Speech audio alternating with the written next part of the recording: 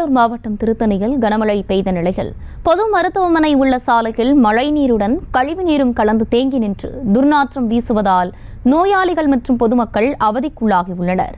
இதுகுறித்து மேலும் விவரங்களோடு இணைகிறார் செய்தியாளர் பிரபு. பிரபு, வணக்கம். விவரங்களை வழங்கலாம்.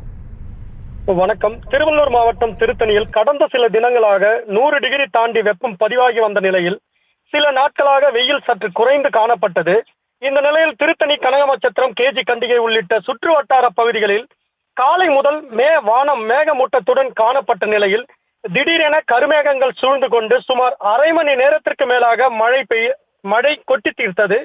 இதனால் திருத்தணி அரசு மருத்துவமனை மற்றும் ஆறுமுகசாமி கோயில் தெரு உள்ளிட்ட பகுதிகளில் மழை நீருடன் கழிவுநீர் கலந்து குளம்போல் தேங்கி நிற்பதால் மருத்துவமனைக்கு செல்லும் நோயாளிகள் மற்றும் பொதுமக்கள் கழிவு நீரில் நடந்து செல்ல வேண்டிய அவசியம் ஏற்பட்டுள்ளது.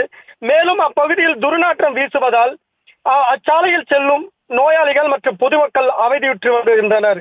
இத்துடன் இந்த நிலை தொடர்ந்தால் அங்கு தொற்று நோய் ஏற்படும் அபாயம் ஏற்படும். எனவே பொதுமக்கள் உடனடியாக அரசு நிர்வாகம் தலையிட்டு அந்த கழிவு நீருடன் மழைநீர் கலந்திருப்பு தேங்கி நிற்பதை அகற்ற வேண்டும் எனவும் பொதுமக்கள் கோரிக்கை வைத்துள்ளனர்.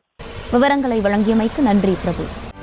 செய்திகளை உடனுக்குடனும் துல்லியமாகவும் தெரிந்து கொள்ள சப்ஸ்கிரைப் பண்ணுங்க.